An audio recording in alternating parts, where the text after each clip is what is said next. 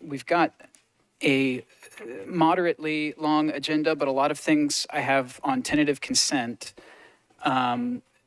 Before I get to that, though, do we have anyone who wishes to make a public comment at our public comment period here at the beginning of the committee meeting? I did not see any signups on the sheet on my way in, but I wanted to give the opportunity, any members of the public who are here to make a public comment. I'm not seeing any, so we will conclude the public comment period. Not seeing anyone here to participate. So jumping in, we've got a number of items on the agenda. I'm going to read off both our committee agenda item and then the legislation number. So beginning with committee item 2 on the proposed consent agenda, this is RS 2024-418. Committee item 3, RS 2024-419. Committee item 4, RS 2024-420. Committee item 5, RS 2024-421. Committee item 6, RS 2024-422. Committee item 7, RS 2024-423.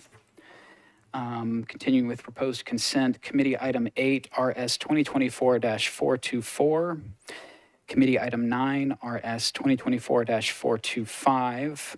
Committee item 10, RS 2024-426. Committee item 11, RS 2024-429. Committee item 12, RS 2024-430. Committee item 14, RS 2024-432. Committee item 16, BL 2024-307. Committee item 17, BL 2024-336. Committee item 18, BL 2024-337. Committee item 19, BL 2024-338.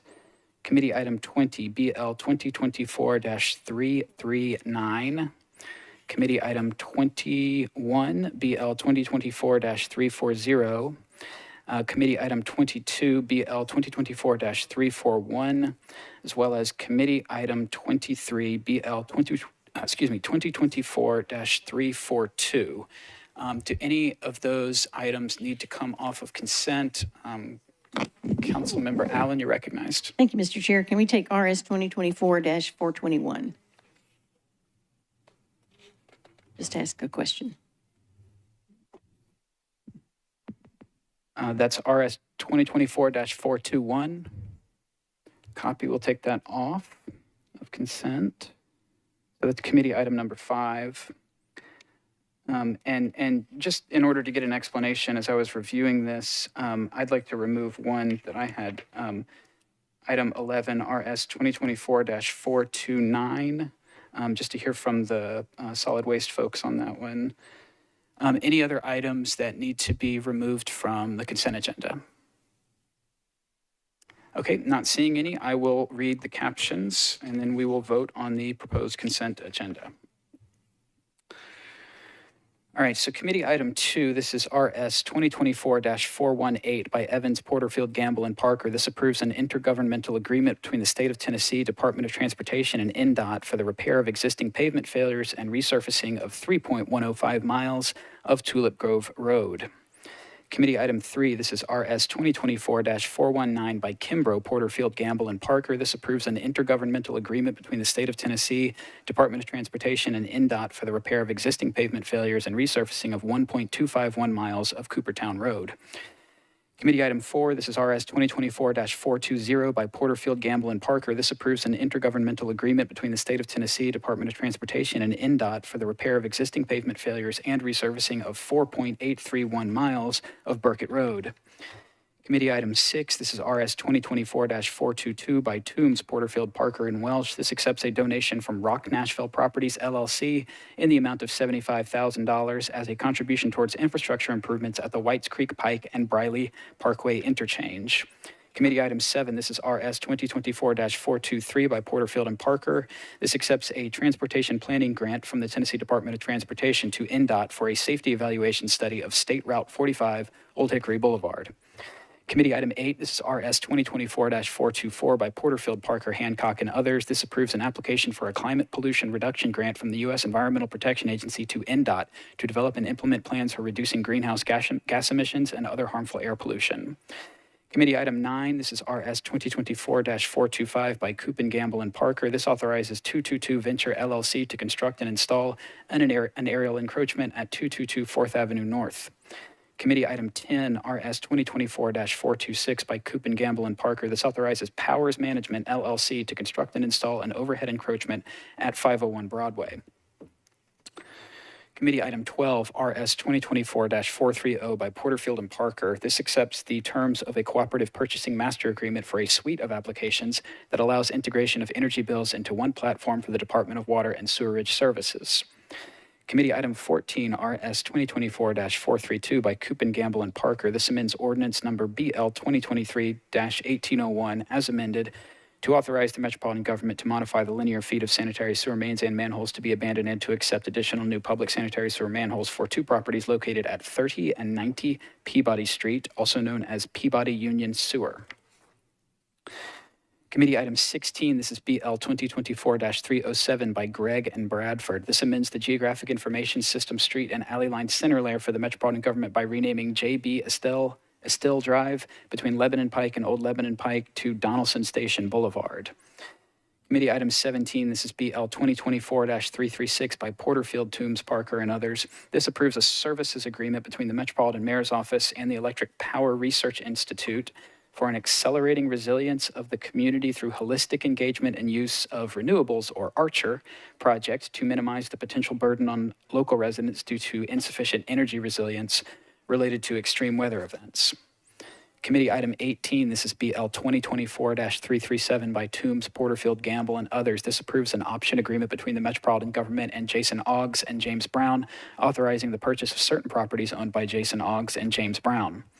Committee item 19, this is BL 2024-338 by Vo, Porterfield, Toombs, and others. This authorizes the granting of a permanent utility line easement to the Electric Power Board of the Metropolitan Government and Fairgrounds Parcel C, LLC, on certain property owned by the Metropolitan Government, and authorizing Fairgrounds Parcel C, LLC, to construct, install, and maintain a secondary electrical underground encroachment at 445 Benton Avenue.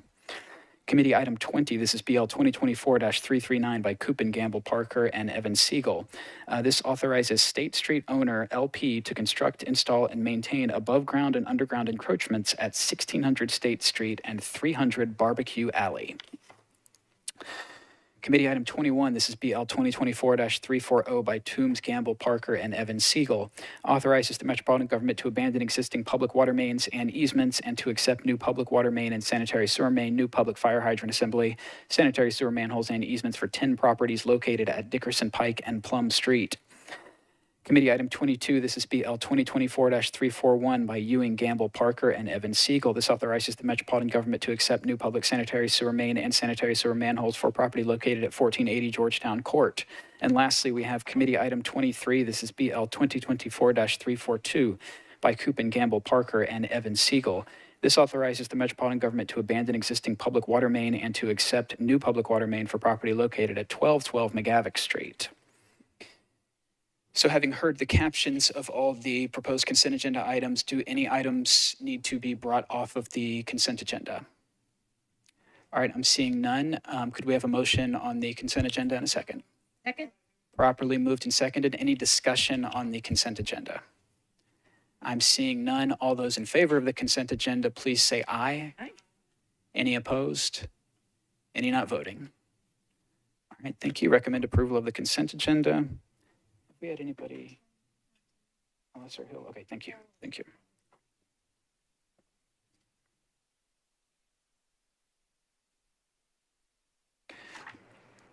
All right, our first item up for discussion, we have committee item number 1. This is RS 2024-374 by Bradford, Gamble, Parker, and Evan Siegel. This amends ordinance number BL 2024-239 to authorize the Metropolitan Government to abandon additional public water mains, fire hydrant assemblies, and easements for property located at 1 Terminal Drive, also known as BNA Concourse D expansion. And we have the lead sponsor present, Councilmember Bradford. You're recognized for a motion, if I can find your button. You're recognized, sir.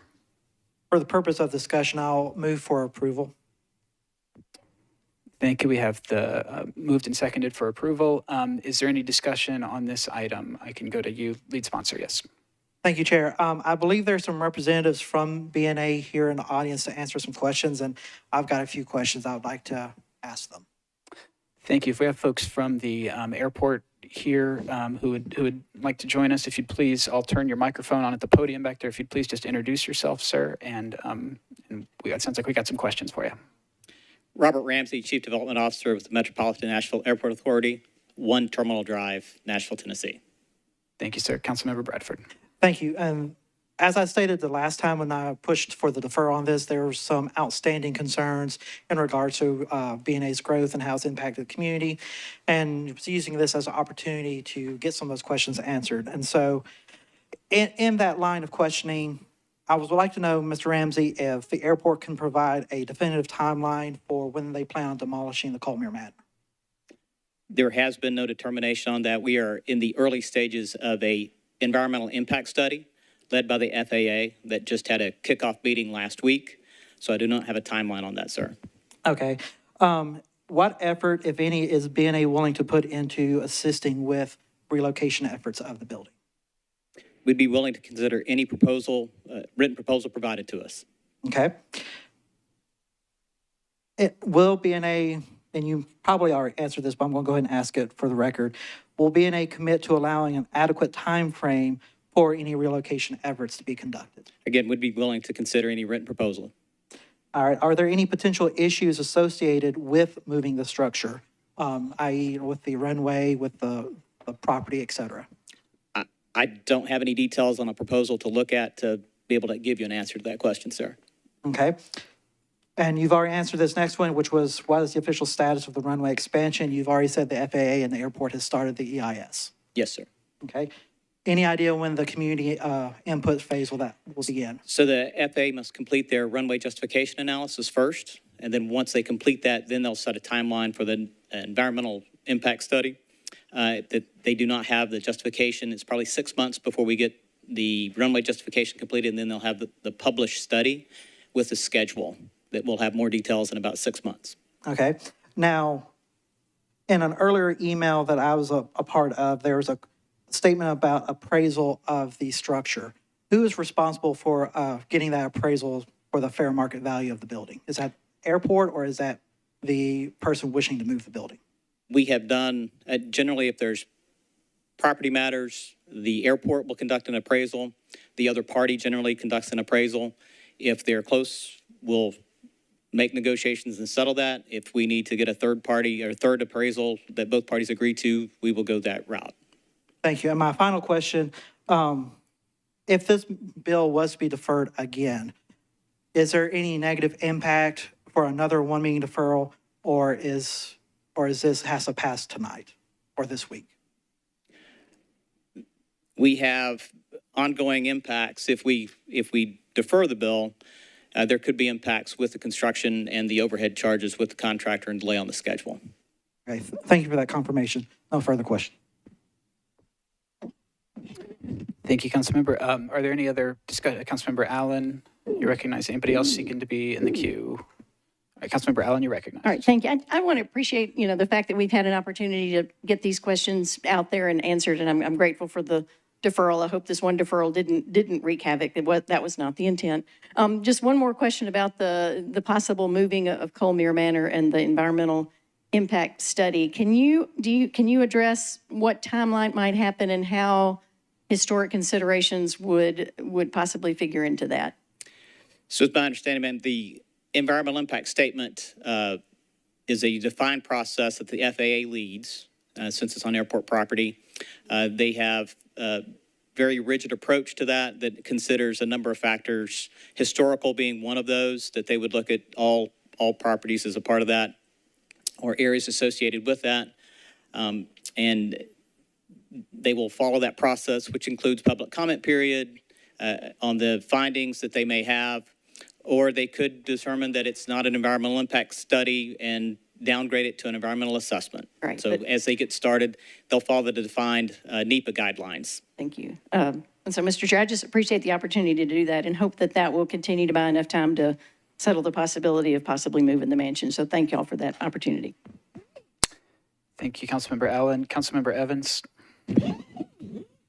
Thank you for recognizing me, even though I'm not on the committee. Hi, I live east of the airport, and so I feel like I need to start educating residents and developers and things like that, kind of in my area, just around kind of the future traffic and expansion related to like runway, not necessarily runway, but I would say air traffic, because I've started to get some early complaints just about patterns and things like that. And it doesn't bother me because I grew up near Orlando International Airport. So I have airports ingrained in my soul, I think. But I think residents get caught off guard about like, I bought a house in an area and all of a sudden there's airport noise. So how can I best be educated? And can you explain what I should be doing to be able to find out more information to better communicate? We have a fair amount of information on our website. You're welcome to reach out to the airport staff. You can contact me. We'll be glad to sit down and go through how to report noise issues. The FAA, the airport authority doesn't control the aircraft. Once they take off, once they're authorized to take off, that's the FAA's responsibility to control the aircraft and the flight patterns. But we can help get you in touch with the FAA and the right folks at the FAA if there are noise issues there. Okay, thank you. Okay, thank you. So I've got, did I see Councilmember Cash requesting to speak? Okay, so just, it's 4:20 now. We've got a few other items to discuss, and I'm happy to recognize Councilmembers Cash and Huffman on this as well. But just for the sake of time, we're only scheduled to be here till 4:30, and then we've got other committee business. So if we could please keep it brief. Councilman Cash, you're recognized.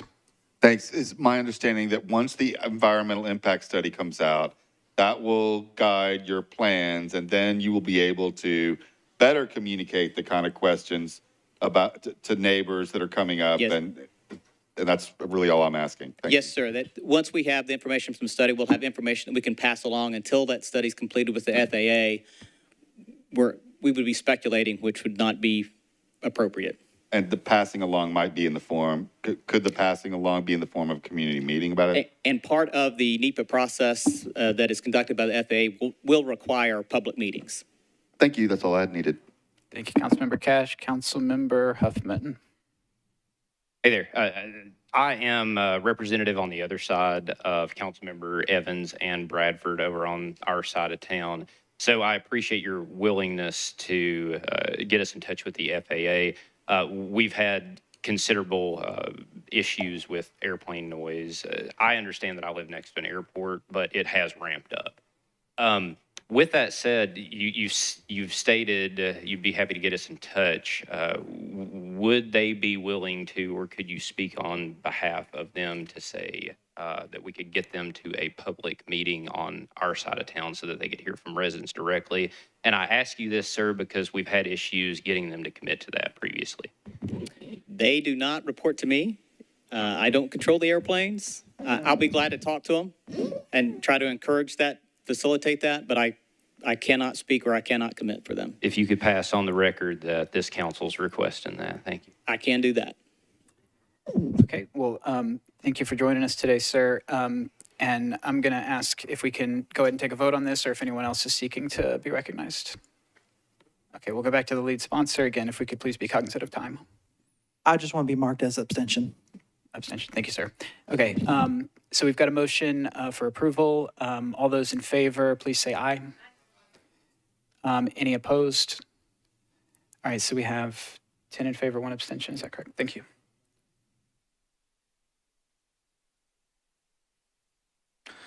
All right, our next item not on consent. So committee recommended approval of that, 10 in favor with 1 abstention. Next item not on consent is committee item 5. This is RS 2024-421 by Greg Porterfield, Gamble, and Parker.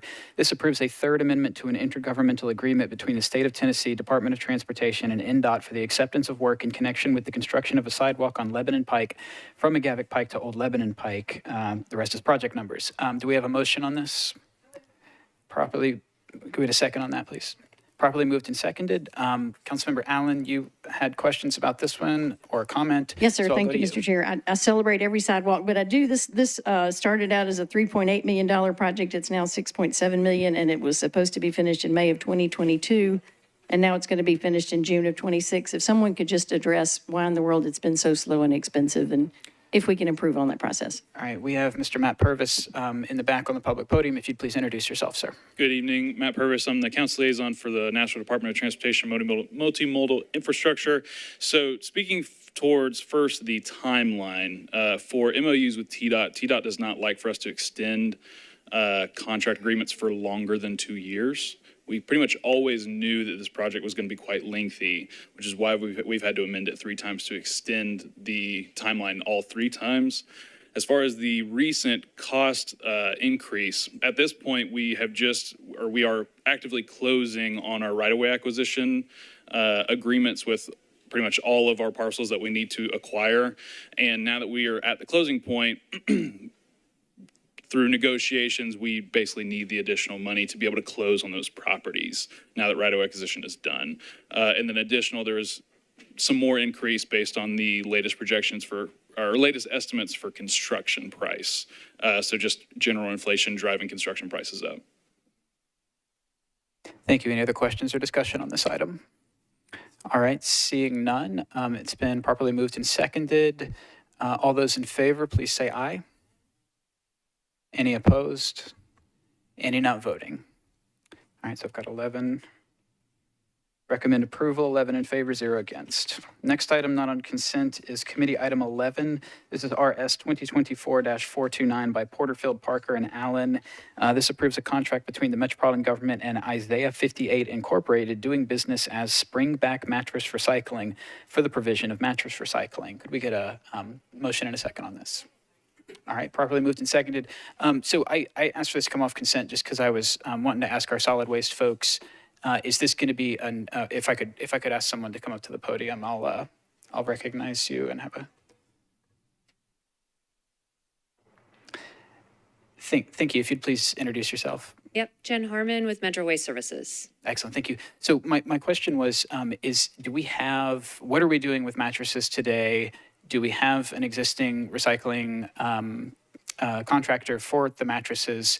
And how will this impact what residents do with old mattresses when they need to dispose of them?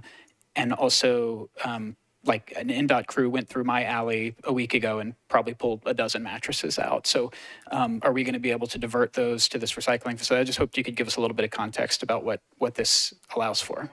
Yeah, for sure. So the recycling program for mattresses started in 2014. This is actually the 3rd contract round that we've had. It has been the same contractor. It's a pretty niche recycling program. So they're kind of the only game in town, but they do a great job. They're able to pull all the pieces apart and recycle them individually. So this is a continuation of that program. So residents can still come to, we offer recycling of mattresses at 3 of our 4 convenience centers. So they'll still be able to do that. There is a charge for that to cover costs, and then they're able to recycle those. I will note that illegally dumped mattresses are similar to your traditional recycling. When things are too contaminated, they cannot be effectively recycled. So unfortunately, the potential hazard of those mattresses infested with bugs, things like that, those mattresses are not recycled. But again, any resident can come to the convenience center to recycle rather than dumping them in the alley. Thank you. That's helpful context. I appreciate it. Yeah. Any other discussion, questions on this one? All right, so properly moved and seconded. All those in favor of RS 2024-429, please say aye. Any opposed? Any not voting? All right, recommend approval, 11 in favor, 0 against. Next, we have committee item 13. This is RS 2024-431 by Porterfield, Gamble, and Parker. This approves a participation agreement between the Metropolitan Department of Water and Sewerage Services and Nolensville Owner LLC, a subsidiary of the Southern Land Company, to provide public sanitary sewer service improvements for Nolensville Owner LLC's proposed development, as well as other existing properties in the area. Do we have a motion and a second on this, please? All right, properly moved and seconded. And I removed this one from consent because it's somewhat unusual. It's located, this is infrastructure work that's located out of Davidson County, but within Metro Water Services service area. And so it's a participation agreement with a roughly 15 million on the developer and about 5 on Metro Water Services. So I just was hoping to get some context from Metro Water Services folks about what this is. Does the department support it? And I guess if you can speak at all to the financial aspect of it, what do we expect in terms of revenues coming in to support the MWS side of investment here? And I'll recognize you back at the podium. Sir, if you could please just introduce yourself. Sure. My name is Cyrus Tucci, Chief Engineer, Metro Water. Yes, so this is out in Williamson County, but it's in our sewer service area. And the total basin is 1,600 acres. And there's about 19,000 feet that we're participating, roughly a third, 30%, 5 million, and a total cost of about 15 million. And what we're doing there is we're upsizing the lines. All the development needs is basically 8 to 12 as it goes down in this basin, and we're asking them to build it from a 12 to 24 at the end of the basin. That way, we don't have to go back, or another developer won't have to go back and dig up a line in the future and upgrade it, because it is kind of a sensitive area in the creek on Kidd Road. But as far as number of units, there is the the developments are going to be bringing in about 1,100 units. And then by increasing the capacity, there's going to be capacity for an additional 2,500 units or so, for a total of 3,700 units. So when this area builds out, and you look at 3,700 units at $70 a month for sewer, that's roughly about $3 million worth of additional revenue. Now, that won't be from day one, but when it builds out, so it'll be kind of like a stair-step revenue stream, and then the total revenue once we get that. And that's not, so that, some of our revenue goes to paying operating and maintenance, and of course goes to debt service, but also a part of it goes back into being able to do extra things, which in this case is like participating with this developer. So that's the plan for the additional revenue. Excellent. Well, thank you for that explanation, sir. Are there any other questions or discussion on this item? All right, I'm seeing none. So properly moved and seconded. All those in favor of RS 2024-431, please say aye. Any opposed? Any not voting? Okay, it's still 11. All right, recommend approval of that one. 11 in favor, 0 against. All right, moving on to bills on second reading, which we only have one of. This is our last item for discussion today. Committee item 15.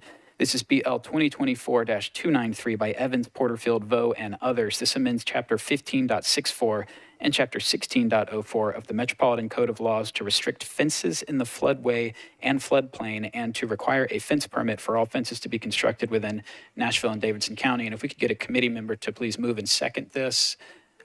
Properly moved and seconded, and I will recognize the lead sponsor who's with us here today, Councilmember Evans. Thank you, Mr. Chair. I'm going to be deferring this again, but I did want to at least give an opportunity for folks from Metro Water or Codes to come up. If Will Dodd wants to answer any questions, Tom Palco are here today related to this. There's some questions on the amendment that we're going to be going back with Hannah Zeitlin on, but I also wanted to make sure if there are any other questions that members have, that they have an opportunity to have those answered, and that will inform, potential amendments at the next meeting. All right, do any members wish to be recognized for discussion? Okay, I've got Spain, Cash, Allen, and myself in the queue, and Evan Siegel. Anyone else at this time? Okay, so we've got folks here from Codes and Water, and if you get a question that you'd like to take, please just introduce yourself. You don't have to do it every time, but just once this afternoon. So first we have Councilmember Spain. Councilmember Spain, you're recognized. Thank you, Mr. Chairman. I think I understand the portions related to needing a permit to build a fence in the floodplain.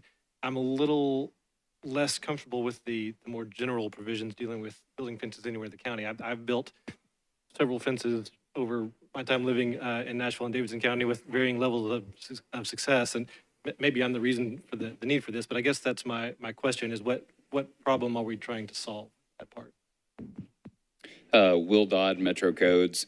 So this legislation did not originate with the Codes Department, but we joined in on it, and two reasons primarily. One, if there's going to be a building permit for a structure, that would be administered by our department, just like building a house or an office or anything else. And two, Title 16 and Title 17 have several regulations that we have on the books for fence height, fence setback, materials that you can use. But without a permitting process, that information has not been out there. So what's ended up happening is a ton of illegal fences have been built. So people are getting property standards violations. They're coming to the BZA asking for variances for fences that have already been built. Those may be approved, those may be denied, but it's a very long and expensive process. So if there was a need for a fence permitting system to require to meet the regulations that FEMA had put forth for Metro Water, we were going to be put in charge of that. So it'll be just the same as any residential permit application. We've worked with Councilmember Evans to see what that's going to look like. And any rules and regulations will be administered through us.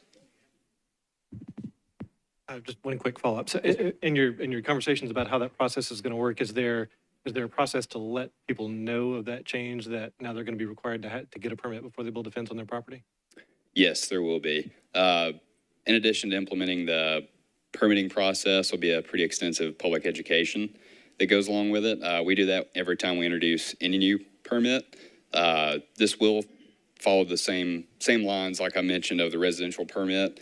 So we will initiate it. We will track Metro Water. We'll track NDOT as well. But we'll have a pretty extensive rollout to make sure that everyone's aware of the standards. Thank you. Thank you, Mr. Chairman. Thank you. Next, I had Councilmember Cash. Councilmember Cash, you are Thank you, Chair. recognized. My understanding, Mr. Dodd, is that in the past year or so, there's been some dialogue and work towards, well, let me back up and say, I've had some constituents report fences going up in my district, and those fences are going like flush to the property line and kind of covering what is considered right-of-way or potential right-of-way. I'm assuming that's not part of this specific legislation, but is in the permitting process, is there a policy coming forth that kind of clarifies that and prevents fences going too far to the street? And it's been a problem, especially on those streets where there's no sidewalk. Yeah, So it pushes people into the street. right. So these regulations that you're talking about are already on the book, but this process would allow us to do is people submit to us a site plan. And that way we can see, is it built too close to the right of way? NDOT will review that as well. I know there's a 35-foot visibility on corner lots and things like that. So this kind of gives us a structure for all the departments that are involved to actually take a look at the regulations that are on the book and match that up with the application that you've submitted. Thank you. Thank you. Next, I had Councilmember Allen. Councilmember Allen, you're recognized. Thank you, Mr. Chair. I think this will be good for builders because I've been on the wrong end of people having no idea what they did was wrong and then they have to pay to fix it. So this seems like a beneficial thing, especially if we can administer it quickly. I know that's important. My understanding is on the back end, there may not necessarily be an inspection process to see if it was actually built the way it was permitted or allowed. Do we just figure we'll be complaint driven on the back end if people don't build it the way they said they were going to, just So to save time, or what's Those the policy there? conversations about who will be in charge of inspection are still ongoing. Since there's 3 departments involved and we're all kind of enforcing separate parts of the regulations, we're still working that out. Gotcha. And hope to have that done soon. Okay, maybe that can be part of the amendments. Thank you. Thank you. Next, we have Councilmember Evan Siegel. You are recognized. Thank you, Chair. I just want to clarify on the amendment right now. The way the amendment reads is that fences can't go in any utility easement, which is not really going to work for any of us with urban lots, giant blanket easements, because that would mean no fences. And it's my understanding that that's going to be corrected to just be a notice provision. But I just wanted to make sure that my colleagues were aware of it. Yeah, and that's similar to the issue that I wanted to raise, because I also live in an urban area. Our homes are very close together. We all have a decent sized backyard on my block, but there is a kind of parallel to the frontage of the property. There's a substantial drainage easement that runs across, as far as I know, every lot. I've only really looked at the maps for mine and my immediate neighbors. And the way the legislation reads right now, you just couldn't build any fence there, chain link or otherwise. And so I wonder, if we're gonna, impose regulation on like a drainage easement, is it possible to say, okay, you can use solid wood down to the ground outside the drainage easement, but you need kind of a space for water to flow, so you might have to switch to lattice or chain link or something across the width of the easement.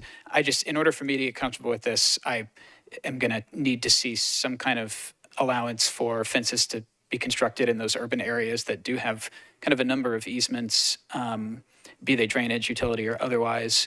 I think that a lot of folks may be willing to build over, say, water infrastructure for their fence, but then realize that they're going to have to take a panel or 2 or 4 out for some work to happen, and that they're going to be financially responsible for that. So I guess I just want to make sure that we find a way to not kind of make fences impossible for a whole lot of folks in Davidson County, but also make sure that folks are building better and doing it more informed and responsive to the regulations. So that's what I'd be looking to see if we're able to take another pass at this, because I couldn't support it today. So I appreciate the lead sponsor for suggesting a deferral. Do you have a length of time that you're looking? Your recognized lead sponsor, and then if we could get a committee member to make a corresponding motion, I would appreciate it. Thank you. I'd like to defer till July 2nd.